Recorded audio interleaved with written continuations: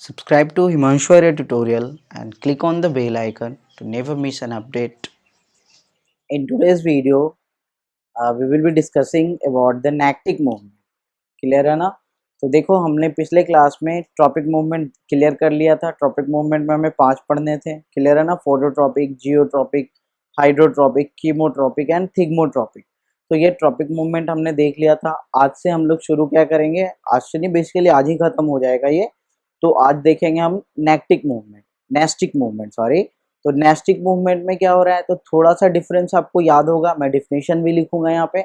Nastic movement वो होते हैं या नेस्टीज होते हैं, नेस्टिक मूवमेंट वो होते हैं जिसमें क्या होता है कि डायरेक्शन ऑफ स्टिमुलस जो होता है वो डायरेक्शन ऑफ रिस्पॉन्स को डिटरमाइन नहीं करता है, यानी रिस्पॉन्स यहाँ पे फिक्स होता है, वो डायरेक्शन ऑफ स्टिमुलस पे डिपेंड नहीं करेगा। क्लियर है ना? और दूसरा चीज देखा जाए तो ये नॉन डायरेक्शनल मूवमेंट होता है। ट्रॉपिक मूवमेंट जो थे ना वो डायरेक्शनल मूवमेंट थे। आप याद करो, ट्रॉपिक मूवमेंट में दो चीजें आती थी, या तो पॉजिटिव ट्रॉपिज्म या तो निगेटिव ट्रॉपिज्म। या तो जिधर सोर्स है, स्टिमुलस का सोर्स है, उसकी तरफ जाना, तो डायरेक्शन एक डायरेक्शन फिक्स है ना, तो उसकी तरफ जा रहा है, या फिर उसके अगेंस्ट जा रहा है। So this is also a direction कि उसके अपोजिट डायरेक्शन में जा रहा है या उसकी तरफ वाले डायरेक्शन में जा रहा है। तो जो भी ट्रॉपिक मूवमेंट थे वो हमारा डायरेक्शनल मूवमेंट था, लेकिन जो हमारे नेस्टिक मूवमेंट होंगे वो डायरेक्शनल मूवमेंट नहीं है, इसे बोलेंगे नॉन डायरेक्शनल मूवमेंट। ठीक है ना? देखना ध्यान से, सबसे पहले तो डिफिनेशन लिख लेते हैं हम लोग। तो आज का जो टॉपिक है वो क्या है हमारा, तो नेस्टिक मूवमेंट। ठीक है, तो यहाँ हेडिंग डालोगे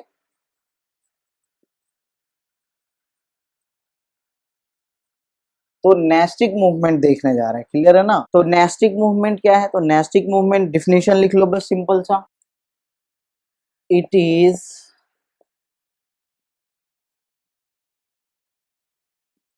the movement of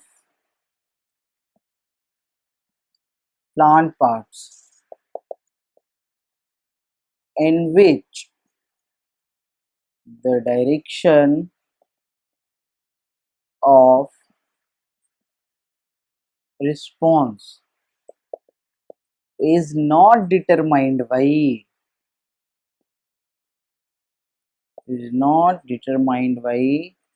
the direction of what, तो स्टिमुलस। ये क्लियर हुआ इतना पॉइंट? देखो ट्रॉपिक मूवमेंट में डायरेक्शन डिटरमाइन कर रहा था, यहाँ पे क्या लग गया कि नहीं डिटरमाइन करेगा या डिटरमाइन नहीं होगा उससे। क्लियर है ना?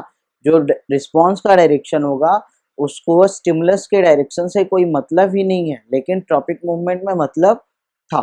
क्लियर है ना? अब यहाँ पे चाहो तो एक एग्जाम्पल लिख लेना साथ में। एग्जाम्पल लिख लो, folding of leaves of Mimosa pudica on touching। जब उसको टच करते हैं तो वो क्या कर जाता है, फोल्ड कर जाता है उसके लीव्स। क्लियर है ना? और भी एग्जांपल्स होते हैं, और भी लिख लो यहीं पे। यहीं पे लिख लोगे एग्जांपल, और ये लिख लेना, डेंडेलियन फ्लावर एक होता है, याद रखना। एक क्या होता है, डेंडेलियन फ्लावर होता है। डेंडेलियन फ्लावर के जो पेटल्स होते हैं, डेंडेलियन फ्लावर्स के जो पेटल्स होते हैं ये ओपन हो जाते हैं, ओपन इन मॉर्निंग, यानी दिन के टाइम में ओपन हो जाता है, and closes closes in evening. Clear हुआ? एक और यहीं पे है, एक है तुम्हारा मून फ्लावर। इन तीनों को आप याद रखोगे। मून फ्लावर में उल्टा चलता है, इसके जो पेटल्स होते हैं ये ओपन होता है। ओपन कब होता है, तो इन नाइट या इवनिंग बोल लो। क्लियर है ना? जब लाइट क्या हो जाएगा, कम हो जाएगा या फेड हो जाएगा। लेकिन यही क्लोज कब होगा, तो क्लोजेज इन मॉर्निंग। ये क्या होगा, ये उल्टा चल रहा है उसका, यानी यहाँ लाइट की इंटेंसिटी बढ़ेगी तो क्लोज हो जाएगा, और लाइट की इंटेंसिटी घटेगी तो ओपन हो जाएगा। तो नाम ही पड़ा है ना मून फ्लावर। मून कब आता है, रात में आता है। दूसरा डेंडेलियन फ्लावर याद रखोगे आप कि इसमें क्या हो रहा है, तो इसके पेटल्स मॉर्निंग में ओपन हो रहे हैं और इवनिंग में क्लोज हो रहा है। एक नून फ्लावर भी होता है, क्लियर है ना। तो ऐसे ही बहुत सारे इधर एग्जाम्पल मिल जाएंगे आपको। आपको बेसिकली ये 3 याद रखना है। उसमें भी सबसे इंपॉर्टेंट जो है वो ये है तुम्हारा मिमोशा पीडिका, ये वाला जरूर याद रखोगे, क्लियर है ना। अभी इसे थोड़ा और डिटेल करेंगे। यहाँ पे जो एक्चुअली स्टिमुलस होता है ना वो टच होता है। Here the stimulus is touch, देख रहे हो, टच करने पे। यहाँ तो लाइट है स्टिमुलस, तो एक तरह से ये फोटोनेस्टिक हो जाएगा। लेकिन ये देखो ना, तो टच, टच का वर्ड किससे रिलेटेड था, ट्रॉपिक मूवमेंट में भी टच आया था ना, थिग्मोट्रॉपिक मूवमेंट। तो यहाँ क्या हो जाएगा, थिग्मोनेस्टिक मूवमेंट, क्लियर हो रहा है। वहां ट्रॉपिक मूवमेंट में जब टच आया था, टेंड्रिल वाला केस याद आ रहा है, तो वो क्या था, थिग्मोट्रॉपिक।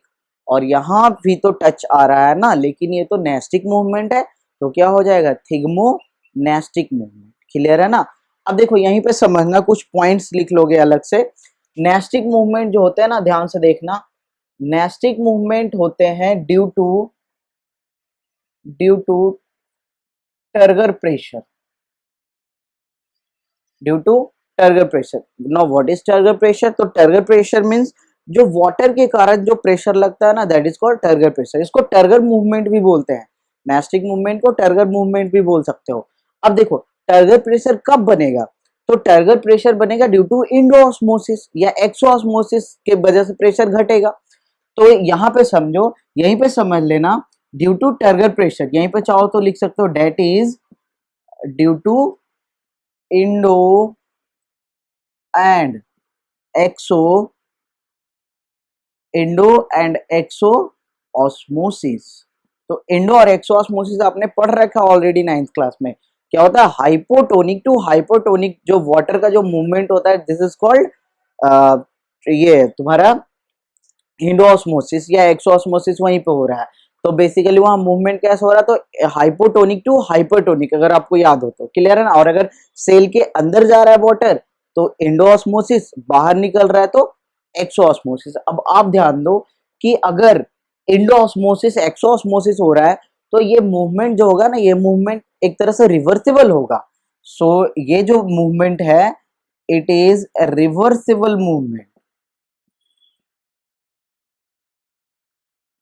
क्योंकि जब इंडोऑस्मोसिस हुआ है, इंडोऑस्मोसिस हुआ तो मान लो उसका टर्गर प्रेशर बढ़ गया, तो जब एक्सोऑस्मोसिस होगा तो फिर से टर्गर प्रेशर घट जाएगा ना, तो जो मूवमेंट हुआ है वो भी तो रिवर्स हो जाएगा। So this is a reversible movement. ये क्या है, एक रिवर्सिबल मूवमेंट, याद रखोगे। और तीसरा एक पॉइंट लिख लेना कि ये क्या है, तो नॉन डायरेक्शनल मूवमेंट है। ये क्या है, तो नॉन डायरेक्शनल मूवमेंट है। क्यों भाई, तो यहाँ आपको मैंने ऑलरेडी बता दिया है। ट्रॉपिक मूवमेंट में क्या था कि एक सोर्स था स्टिमुलस का, या तो उसकी तरफ जा रहा था या तो उससे दूर जा रहा था। लेकिन यहाँ तो समझ रहे हो ना, यहाँ तो देखो पॉइंट ही समझो यहीं पे, the direction of response is not determined by the direction of stimulus, determine ही नहीं कर रहा है उससे, तो फिर उसका तो यहाँ पे कोई रोल ही नहीं है ना। तो ये डायरेक्शन पे डिपेंडेंट नहीं है, this is a non directional movement, clear हुआ। और साथ ही साथ ये भी याद रखना, it is a non growth movement. साथ साथ ये भी याद रखोगे, ये क्या है, तो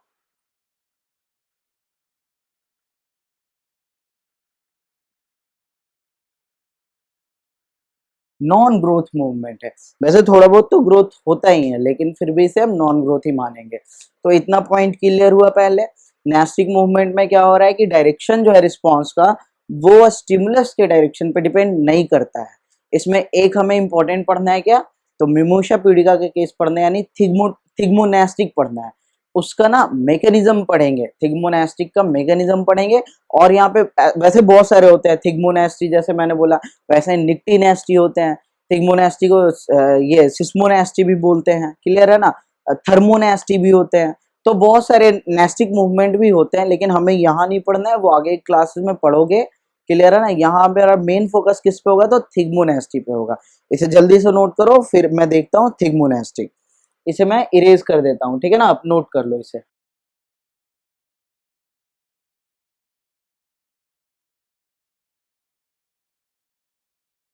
तो देखना यहाँ पे, अब हम देखने जा रहे हैं एक स्पेशल केस, और वो क्या है, तो थिग्मोनेस्टिक का केस है, क्लियर है ना। तो हेडिंग डाल दोगे यहाँ पे,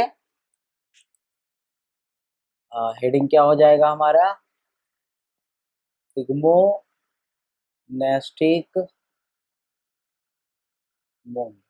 तो यहाँ क्या देखने जा रहे हैं, तो थिग्मोनेस्टिक मूवमेंट देखने जा रहे हैं। तो समझ में आ ही रहा होगा, डेफिनेशंस तो क्लियर है कि ये क्या है। तो मूवमेंट है किसी प्लांट पार्ट का, और यहाँ पे स्टिमुलस कौन है, तो टच। क्लियर है ना। तो movement of any plant part to touch is called thigmonasty. और लेकिन हाँ, इसमें ऐड करना होगा थोड़ा सा, और in which the direction of stimulus will not determine the direction of response. Clear है ना।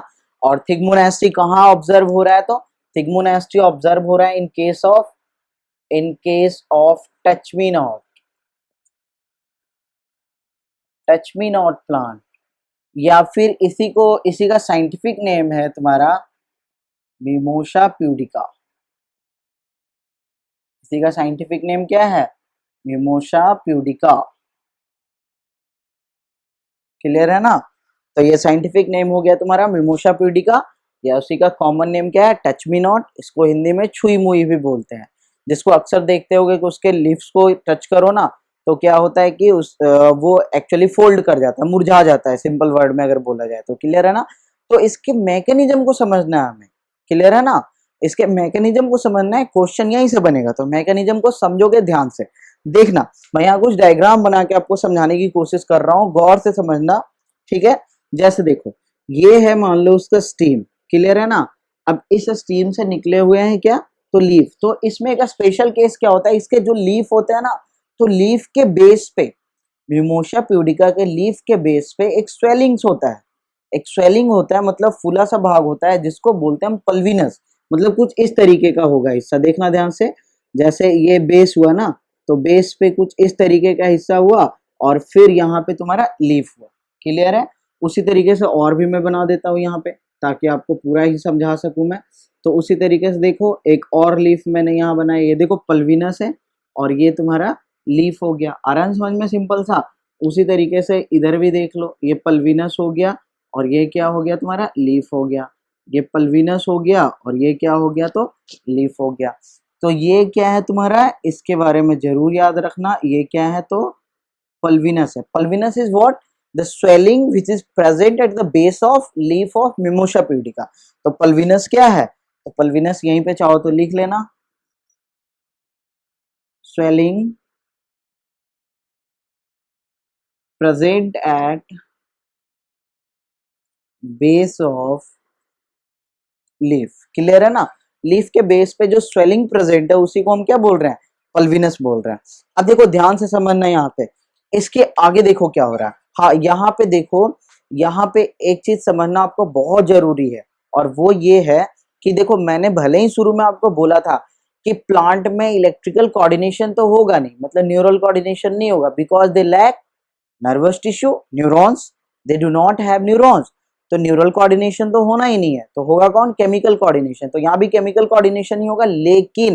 लेकिन यहीं पे समझोगे एक बात, कि जैसे मैंने टच किया इस वाले पार्ट को, लेकिन ये पूरा का पूरा लीफ ही फोल्ड कर गया। और सिर्फ ये नहीं, इसके आसपास वाले भी 3-4 लीफ होते हैं ना, जो वो भी फोल्ड कर जाते हैं। तो ध्यान से समझना, मैंने टच किया कहीं और, रिस्पॉन्स हो रहा है कहीं और। तो कहीं ना कहीं तो मैसेज ट्रांसफर कर रहा है ना। आ रहा समझ में।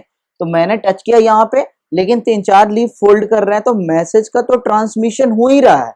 अब मैसेज का ट्रांसमिशन हो रहा है, तो क्या मैंने टच किया तो कोई केमिकल उसमें डाल दिया क्या, तो नहीं। लेकिन इस टच की वजह से कुछ केमिकल तो रिलीज हुए ना।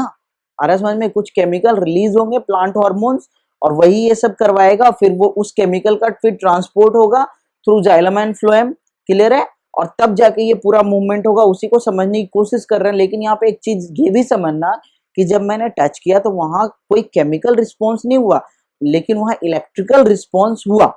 इलेक्ट्रिकल रिस्पॉन्स हुआ, उसकी वजह से क्या होता है, इस लीफ के अंदर ये जो पल्विनस वाले जो सेल्स होते हैं ना, खास करके यहाँ से तो केमिकल रिलीज होता है, फिर ये पल्विनस के पास जाता है, और पल्विनस के पास जाके क्या करता है, वहां पे जो पल्विनस के अंदर जो पोटेशियम आयंस होते हैं, वैसे ये थोड़ा ज्यादा हो जाएगा, आगे पढ़ोगे ये, लेकिन फिर भी सुनो, इस पल्विनस के अंदर जो पोटेशियम आयंस होते हैं ना, उसको वहां से दूर करता है, यानी कि उसको बाहर निकालता है उसके अंदर के सेल से।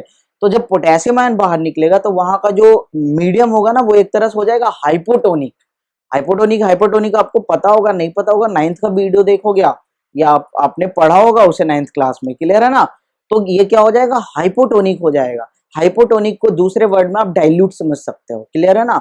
तो इससे पोटेशियम निकल गए। अब जब हाइपोटोनिक हो गया तो वाटर का मूवमेंट कहां से कहां होगा, हाइपोटोनिक टू हाइपरटोनिक। तो ये पल्विनस से निकल के ना स्टीम में चला आएगा, कहां आ जाएगा, स्टीम में। और जब पल्विनस वाटर लूज कर लेगा तो ये पल्विनस जब तक इसमें वाटर था तो ये एक तरह से फर्म था, टाइट था, हार्ड था, और इसका भी जो शेप था ना लीफ का, उसको बनाए हुए था, उसका एक फर्मनेस, फर्मनेस समझ रहे हो ना, उसके फर्मनेस को बरकरार किए हुए था। लेकिन जब यहां से वाटर लूज कर गया तो क्या हुआ कि इसकी फर्मनेस भी चली जाएगी और ये जो लीफ होंगे ये क्या हो जाएंगे, फोल्ड हो जाएंगे। समझ में आया थोड़ा सा, फिर से देखना इसे, अब यहाँ पे समझाने की कोशिश कर रहा हूँ। हाँ, तो यहाँ पे क्या हो रहा है कि इलेक्ट्रिकल ट्रांसमिशन भी हो रहा है लेकिन बहुत ही लो लेवल का हो रहा है, ठीक है ना। एक मिनट मैं इसे समझाऊंगा, इससे पहले देखो मैं एनसीईआरटी का एक पैराग्राफ पढ़ के आपको सुनाता हूँ, ठीक है ना।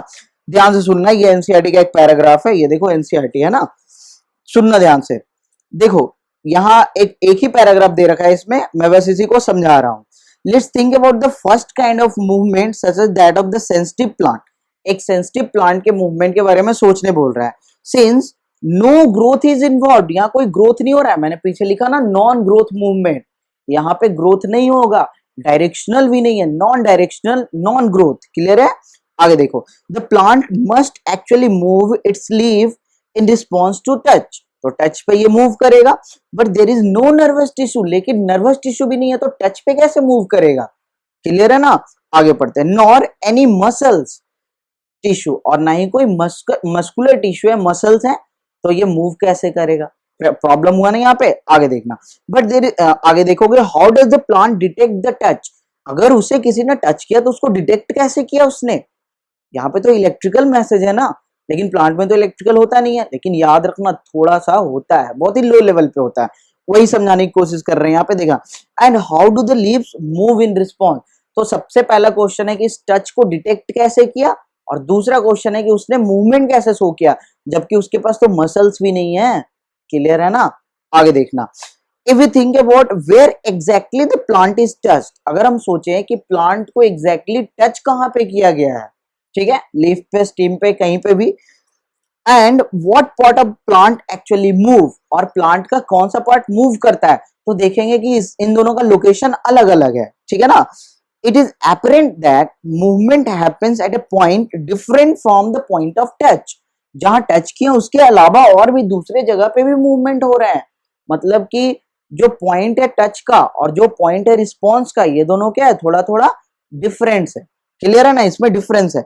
आगे देखना, so the information that a touch has occurred must be communicated, इसका मतलब क्या हुआ कि इंफॉर्मेशन यहां से इधर तक भी कम्युनिकेट किया जा रहा है, जो मैंने अभी बोला वही सब चीज यहाँ पे लिख रखा है, बस मैं इसे पढ़ रहा हूं। The plant also use electrical chemical means to convey this information from cell to cell, बस इसी लाइन को मुझे समझाना था, इसके लिए इतना पढ़ना पड़ा।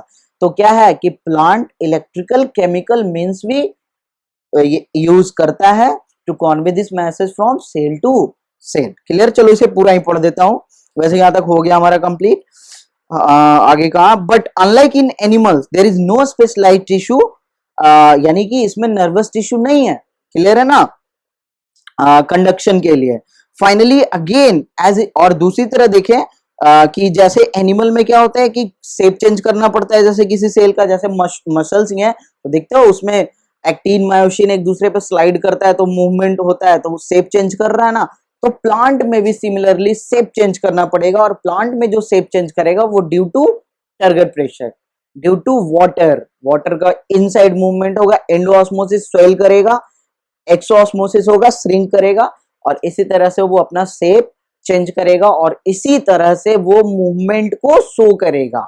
सो प्लांट ऑल्सो शो मूवमेंट यहाँ पे खास करके by changing its turgor pressure, clear है ना, with the help of exosmosis and endosmosis, feel आ रहा है ना। तो चलो यहाँ पे समझना कि जैसे मान लो यहाँ पे टच आया, यहाँ पे क्या आया, टच, तो यहाँ पे कुछ केमिकल्स रिलीज हुए, यहाँ पे कुछ केमिकल्स रिलीज हुए, और ये केमिकल्स देखो मूव करते हुए आया कहाँ, पल्विनस के पास, कहाँ आया, पल्विनस के पास। अब जब पल्विनस के पास आएगा ये, और सिर्फ यही पल्विनस नहीं, इवन ये पल्विनस के साथ साथ इधर स्टीम में भी आया और दूसरे दूसरे पल्विनस में भी चला गया। समझ रहे हो, फील आ रहा है ना, दूसरे दूसरे पल्विनस में भी चला गया। यानी टच किया तो हमने एक को, लेकिन यहाँ आसपास वाले जितने भी पल्विनस थे ना, यानी जितने भी लीफ के बेस थे, उन सभी जगह जो ये केमिकल रिलीज हुआ, ये केमिकल पहुंच गया। अब क्या किया, पल्विनस पे जाके यहाँ पे पोटेशियम आयन को यहाँ से बाहर निकाला। ये कुछ केमिकल्स हैं जिसने कुछ रिएक्शन किया जाके, और उसकी वजह से क्या हुआ, तो पोटेशियम आयन बाहर निकला और ये पल्विनस क्या हो गया, तो पल्विनस जो था, ये पल्विनस बिकम क्या, तो हाइपोटोनिक। पल्विनस क्या हो जाएगा, हाइपोटोनिक, क्योंकि यहां से पोटेशियम आयंस बाहर जा चुके हैं। अब जब हाइपोटोनिक हो गया तो इस पल्विनस से वाटर लूज करेगा, और लूज यानी कि एक्सोऑस्मोसिस होगा। अब क्या होगा, तो एक्सोऑस्मोसिस होगा,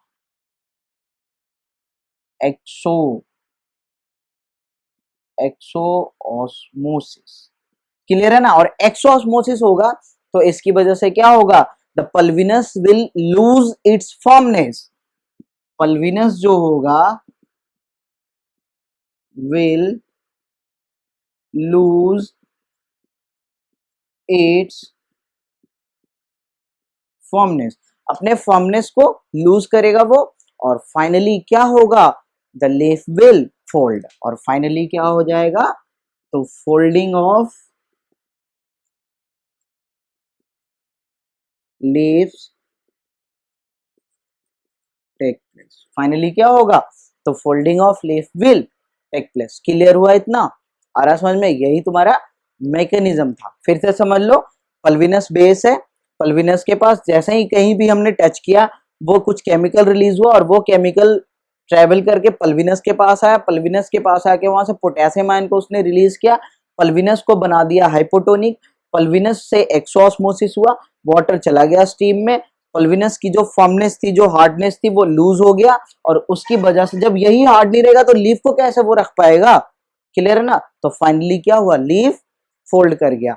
अब इसमें देखो, इसमें फिर से समझ लेना एक बात, कि मैं इसे इधर टच करूं, इधर टच करूं, पीछे से टच करूं, आगे से टच करूं, कोई मतलब है क्या, रिस्पॉन्स क्या होने वाला है, हर कंडीशन में रिस्पॉन्स सेम होने वाला है। सो ये डायरेक्शन पे डिपेंड किया नहीं, क्या इसमें ग्रोथ हुआ, नहीं। So this is a non growth movement, और साथ ही साथ this is a non directional movement. तो इसे आप लिख लोगे, मैं इसे क्या करता हूँ ना, लैंग्वेज में भी आपके लिए लिख देता हूँ, बस आपके लिए, ठीक है। वैसे वो यहीं पे लिख लोगे ना, इतना काफी है आपके समझने के लिए। एग्जाम में आप खुद से भी बना के लिख सकते हो, लेकिन कुछ बच्चे होते हैं जिन्हें सब कुछ लिखा हुआ मिलना चाहिए, है ना। कोई नहीं, मैं यहाँ पे लिख देता हूँ, दोबारा से लिख लेना।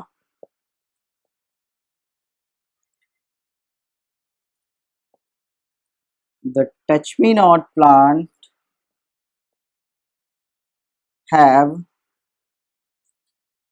a swelling at the base of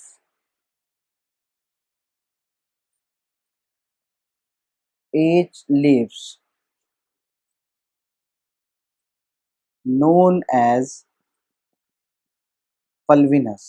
ठीक है, आगे लिखना, the folding of leaves is due to sudden loss, due to sudden loss of water from pulvinus. अब देखो, sudden loss of water, this is what, तो एक्सोऑस्मोसिस, समझ सकते हो ना, sudden loss of water from pulvinus which causes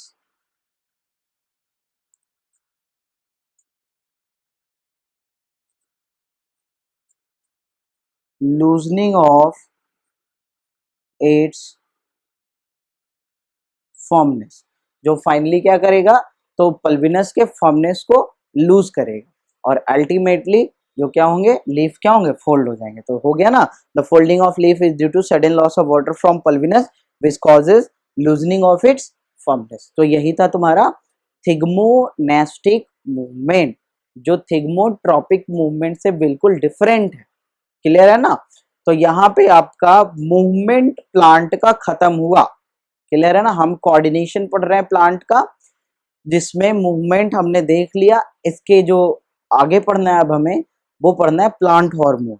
तो हमें total 5 hormone पढ़ने हैं, ठीक है? तो उसे भी एक एक करके हम लोग आराम से पढ़ेंगे। जिस तरह से हमने tropic movement, nastic movement complete किया, वैसे ही हम लोग अब अगले लेक्चर से देखेंगे प्लांट हार्मोन, सबका फंक्शन देखेंगे। प्लांट हार्मोन देखो, जब मैं पढ़ाऊंगा ना, तो 2-3 बातों का ध्यान रखना। आगे के लिए मैं बता रहा हूँ कि कोई प्लांट हार्मोन है, उसका नाम याद रखोगे, उस ग्रुप में और कौन कौन से हार्मोन्स आते हैं ये याद रखोगे, कहाँ से निकल रहा है ये याद रखोगे, कहाँ जा रहा है ये याद रखोगे, और उसका फंक्शन क्या है, मेन फंक्शन, मेन उसका इंपॉर्टेंट है फंक्शन। सीधा सीधा फंक्शन से क्वेश्चन आता है, ठीक है ना? तो वहां पे वो याद रखोगे। वैसे आज का जो लेक्चर है ये समझ में आ गया होगा, क्लियर है ना? अगर समझ में आ गया होगा तो वीडियो को लाइक जरूर करो। देखो, लाइक करते हो आप वीडियो को, मुझे पता चलता है रिस्पॉन्स, आपका रिस्पॉन्स कैसा आ रहा है। क्लियर है ना? और साथ ही साथ फ्रेंड्स के साथ शेयर करो। क्लियर है? वीडियो को, चैनल को आपने सब्सक्राइब कर ही लिया होगा। अगर आप पहली बार देख रहे हो इस वीडियो, मतलब इस चैनल पे पहली बार आए हो, तो चैनल को भी सब्सक्राइब कर लो, ताकि नोटिफिकेशंस आपको टाइम टू टाइम मिलते रहे। क्लियर है ना? और हाँ, एक चीज और, आप लोग एमसीक्यू का वेट कर रहे होगे काफी दिनों से। 10th क्लास एमसीक्यू मैंने बोला था, क्लियर है ना?